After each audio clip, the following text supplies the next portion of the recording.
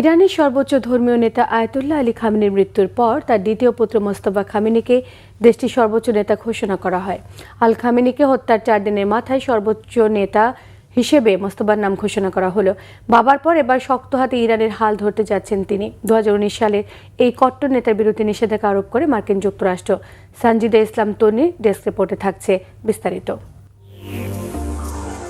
প্রথমবারের মতো একই পরিবার থেকে দ্বিতীয় সর্বোচ্চ ধর্মীয় নেতা পাচ্ছে ইরান। সদ্য প্রয়াত শীর্ষ নেতা আয়াতুল্লাহ আলী খামেনির দ্বিতীয় পুত্র মোস্তফা খামেনিকে দেশটির নতুন সর্বোচ্চ নেতা হিসেবে ঘোষণা করেছে ইরানের বিশেষজ্ঞ পরিষদ অ্যাসেম্বলি অব লিডারশিপ এক্সপার্ট। পরিবারতন্ত্র প্রতিষ্ঠা হতে পারে এমন শঙ্কা থেকে মোস্তফা খামেনির ইরানের সর্বোচ্চ নেতা হওয়ার সম্ভাবনাও নাকচ করে দিয়েছিলেন আলী খামেনি। এখন প্রশ্ন উঠেছে, তাহলে কেন মোস্তফা খামেনিকেই সর্বোচ্চ নেতা হিসেবে বেছে নিল তেহরান?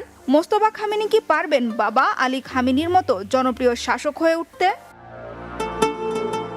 55 বছর বয়সী মোস্তফা খামেনি কোনো উচ্চপদস্থ ধর্মীয় আলেম নন। ইরানের ক্ষমতার কাঠামোয় তার প্রকাশ্য ভূমিকা ছিল না বললেই চলে। তবে রাজনৈতিক বিশ্লেষকদের মতে দীর্ঘদিন ধরেই তিনি পর্দার আড়ালে যথেষ্ট প্রভাব বিস্তার করে আসছিলেন।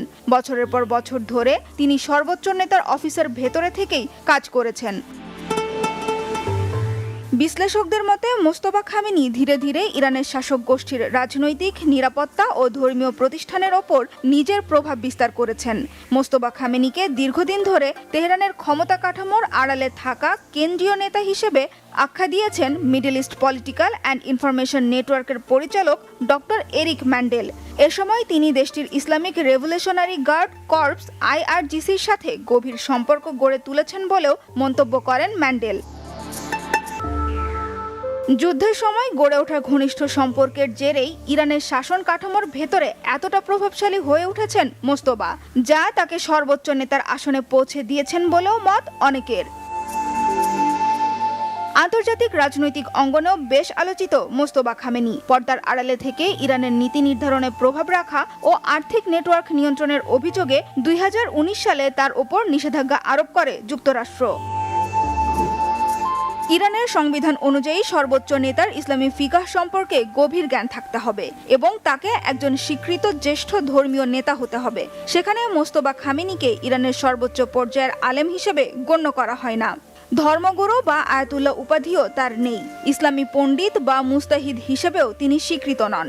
সংবিধান যে নির্বাহী ও প্রশাসনিক অভিজ্ঞতার কথা বলে, সেটিও তার নেই। এসব বিষয়কে কেন্দ্র করে মোস্তফার উত্থান সমালোচনা আরও জোরালো হতে পারে বলে মনে করছেন বিশ্লেষকরা। চলমান সংঘাত পরিস্থিতিতে সকল সমালোচনাকে পাশ কাটিয়ে মোস্তফা খামেনির নেতৃত্বে ইরান আরও কঠোর অবস্থানে যাবে নাকি কৌশলগত সমন্বয়ের পথে হাঁটবে, সেটিই এখন বড় প্রশ্ন।